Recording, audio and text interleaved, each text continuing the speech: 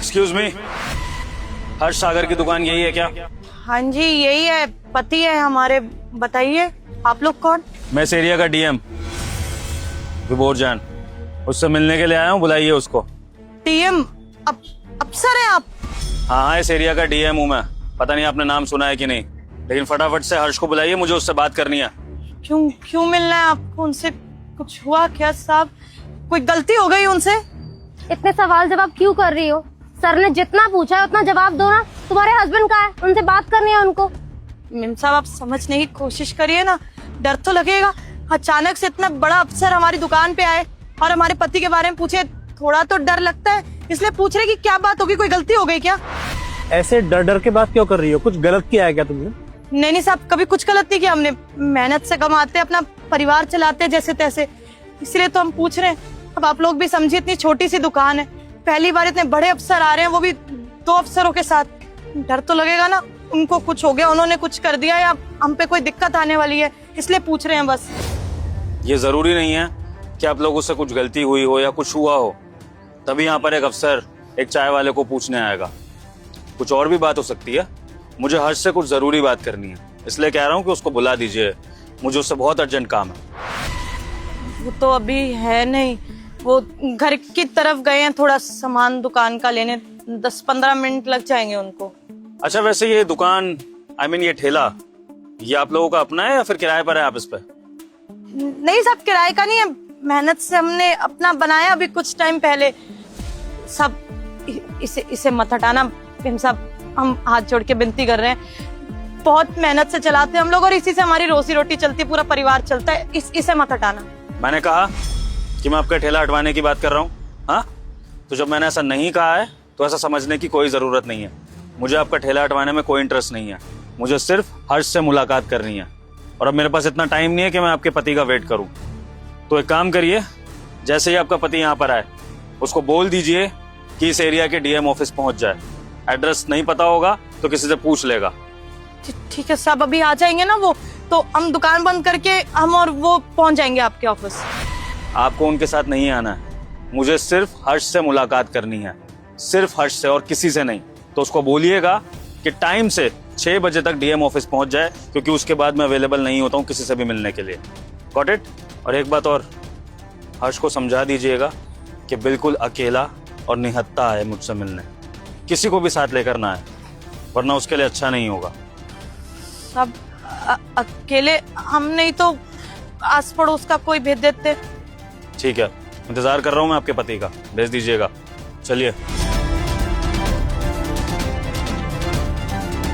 अरे क्या हुआ, कैसे परेशान बैठी हो? अरे आप बताइए, क्या कर दिया आपने? हमने क्या किया? हम तो घर पे अभी बच्चा लोगों को चाय पिला के आ रहे हैं। 3 ऑफिसर आए थे हमारी दुकान पर, आपका पता ढूंढ रहे थे, आपके बारे में पूछ रहे थे। हम तो घबरा ही गए। क्या करके आए आप? पुलिस ऑफिसर हमसे मिलने के लिए आए थे। हम तो कुछ नहीं किए। अरे हमें क्या पता। आके वो कह रहे थे कि डीएम ऑफिस में भेज देना, नहीं पता हो तो आ जाए। हमको लग रहा है वो ठेला हटवाने आए होंगे, पक्का बात करने आए होंगे। अरे नहीं, हमने उनसे पूछा कि क्या बात होगी, कोई दिक्कत होगी, कुछ गलती हो गई। कहते नहीं। हमने बोला भी ठेला मत हटाना, कहते ठेला हटाने की बोली थोड़ी, ठेला हटाने की नहीं कह रहे। कुछ गलती हुई, कुछ करके तो नहीं आए, किसी को मार दिया हो या झगड़ा कर लिया हो। हमें तो कुछ समझ नहीं आ रहा है। जब से वो आए ना तब से हमारा सर दर्द सा होने लग गया। आपको बुलाया है डीएम ऑफिस में, वो भी अकेले। हमने बोला कि हम साथ में आया था तो मना कर दिया, हमने बोला पड़ोसी को भेजते तो उसका भी मना कर दिया। पता नहीं क्यों अकेले बुलाया आपको। पक्का ठेला हटाने की ही बात करेंगे और कुछ नहीं है, तभी हमको अकेले बुला रहे हैं। औरत जात थोड़ा सा गुस्सा कर देती है ना, शोर मचाओगी तुम। हम हो के आते हैं, तो तुम परेशान मत हो, कर लेंगे कुछ ना कुछ, टेंशन मत। संभल के। सर जी बुलाया था आपने, वो हमारे ठेले पे आए थे आप, हमारी बीवी से मिलके गए थे। अच्छा, तुम ही हो क्या हर्ष सागर? जी सर जी। सर जी हम आपके आगे हाथ जोड़ रहे हैं सर जी, हमारा वो ठेला मत हटवाइए। हमारे 2 छोटे छोटे बच्चे हैं, आप हमको वो कच्ची पर्ची बना के दे दीजिए, हम महीने के महीने चालान भरते रहेंगे एमसीडी वालों को। हमको ऐसा भगाइए मत सर जी, हमारा परिवार उजड़ जाएगा। तुम दोनों मियाँ बीवी एक ही तरह की बात क्यों करते हो? मैंने तुम्हारी बीवी को भी यही समझाया था कि मुझे तुम्हारा ठेला हटवाने में कोई इंटरेस्ट नहीं है। अब तुम भी आकर यही बातें करने लगे। भाई अगर मुझे तुम लोगों के चाय के ठेले को हटवाना ही होता तो फिर मैं अपने कांस्टेबल को भेज के हटवा देता। मुझे वहां पे खुद आने की क्या जरूरत थी भाई? सर जी, मुझ जैसे गरीब से आपको क्या ही काम पड़ेगा, यही करवाना होगा सर जी। बन रहा होगा किसी का बड़ा बिल्डिंग, किसी अमीर आदमी का घर, इसलिए हटवा रहे होंगे। सर जी, हाथ ही जोड़ सकते हैं आपके सामने, इससे ज्यादा तो कुछ नहीं कह सकते। मानता हूँ भाई कि कुछ सरकारी अधिकारी प्राइवेट कॉन्ट्रैक्टर्स के साथ मिलके गरीबों की रोजी रोटी छीन लेते हैं, उनके घरों को रौंद देते हैं, लेकिन मैं उस तरह का अधिकारी नहीं हूँ भाई। मुझे गरीबों का हक मारने में कोई इंटरेस्ट नहीं है। मैं ईमानदारी से चलना चाहता हूँ, और जहां पर मुझे अवैध बिल्डिंग या अवैध दुकानें दिखेंगी, मैं सिर्फ उन्हीं को तोड़ने की बात करूंगा, और उन गरीबों के लिए भी कुछ ना कुछ इंतजाम करूंगा। तो तुम इस बात की चिंता मत करो, मुझे तुम्हारे ठेले को हटवाकर कोई बिल्डिंग वगैरह कुछ नहीं बनवाना है, समझे? सर जी, वो झुग्गी में रहते हैं, यहाँ रेडी लगा लेते हैं, कभी भगवान ने चाहा तो पक्का मकान बनाएंगे अपना।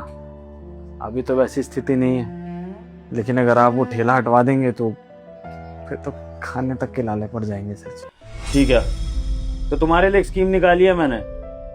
मैं तुम्हें एक पक्की चाय की दुकान खुलवा के दूंगा, ताकि तुम्हें ठेले पर स्ट्रगल ना करना पड़े।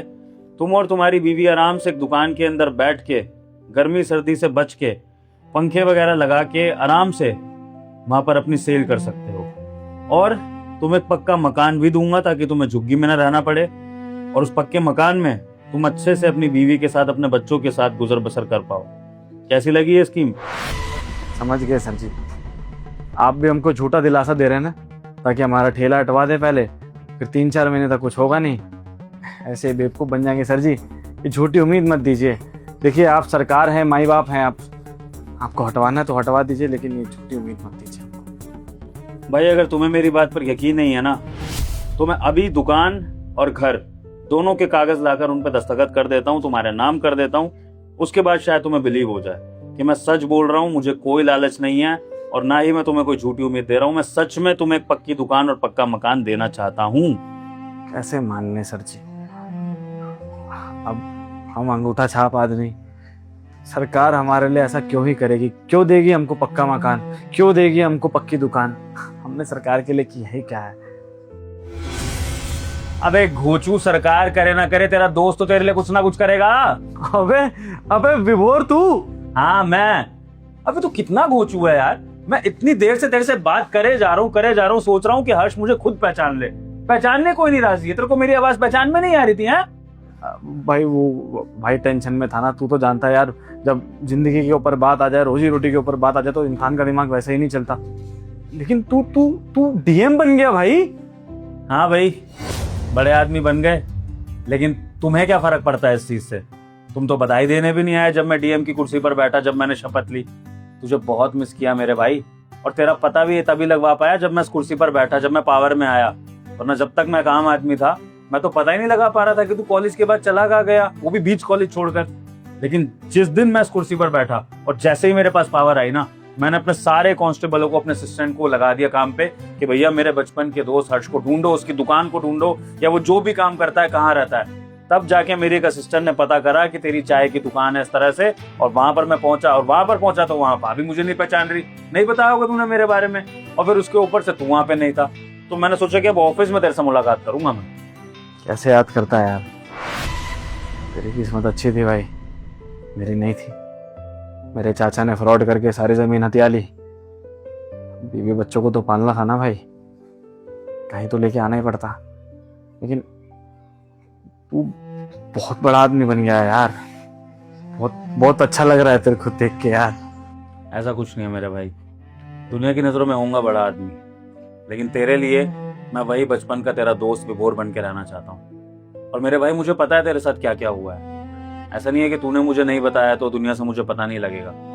तभी तो मैंने फैसला लिया कि जैसे ही बड़ा आदमी बनूंगा, अपने बचपन का वादा पूरा करूंगा। बता, याद है तुझे हमने बचपन में एक दूसरे से क्या वादा किया था?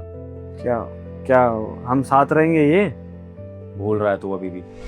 याद दिलाता हूँ। हम दोनों जब साथ में पढ़ा करते थे और एक दूसरे से मार्क्स के लिए compete किया करते थे, तो हम दोनों ने एक दूसरे से एक बहुत इंपॉर्टेंट वादा किया था कि हम में से जो भी पहले आगे निकल जाएगा, जो भी बड़ा आदमी बन जाएगा, वो दूसरे की हेल्प करेगा। तो बस तेरा ये दोस्त वही वादा पूरा कर रहा है, तुझे पक्का मकान और पक्की दुकान देकर, ताकि तुझे और भाभी को अब और स्ट्रगल ना करना पड़े।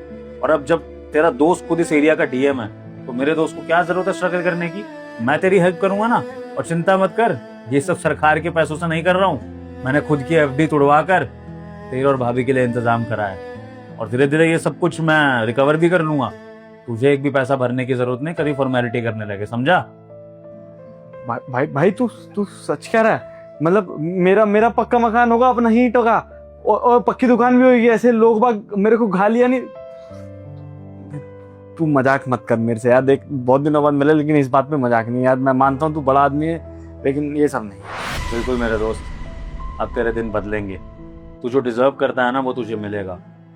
तू पढ़ाई में बहुत होशियार था, लेकिन तेरे साथ जो हुआ वो कहीं ना कहीं किस्मत का खेल था, जिसपे किसी का जोर नहीं है। तो इसलिए अब तेरा दोस्त तेरी किस्मत बदलने के लिए आ गया है, और अब तुझे बेफिजूल की स्ट्रगल नहीं करनी पड़ेगी। मैं चाहता हूँ कि तू अपनी दुकान से एक बड़ा बिजनेस करे और एक घर से एक बंगले में शिफ्ट हो। बस मैं तेरी छोटी सी मदद इसलिए कर रहा हूँ दोस्त, ताकि तेरे को एक ना मोटिवेशन मिल सके। तेरे को ये ना लगे कि सब कुछ तेरे दोस्त ने तुझे करके दे दिया, फिर तू एहसान तले आ जाएगा। मेरे को तेरी आदत पता है ना, खुददारी वाली। लेकिन ये मदद तुझे लेनी पड़ेगी भाभी की खातिर, भाभी और बच्चों की खातिर, समझा? क्या कहूँ, शब्द नहीं है मेरे पास यार कुछ बोलने के लिए अभी यार। मेरे दोस्त तू कुछ मत क्या है, तू बस खुश रह, मैं यही चाहता हूँ। और दोस्त हमेशा एक बात याद रखियो, जहाँ सच्ची दोस्ती होती है ना, वहां पर हैसियतें मैटर नहीं करती हैं। और एक दोस्त जब काबिल बन जाता है ना, तो वो दूसरे दोस्त की मदद जरूर करता है। यही सच्ची दोस्ती की पहचान होती है। और अगर तू आज मेरी जगह होता और मैं तेरी जगह होता, तो मैं 100% श्योर हूं कि तू भी मेरी मदद करता जैसे मैंने तेरी मदद। यहाँ बैठ, पहले मैं तुझे चाय कॉफी पिलाता हूँ, अच्छी सी कुछ खिलाता हूँ, उसके बाद भाभी के पास चलेंगे, उनको भी सरप्राइज देंगे, ठीक है?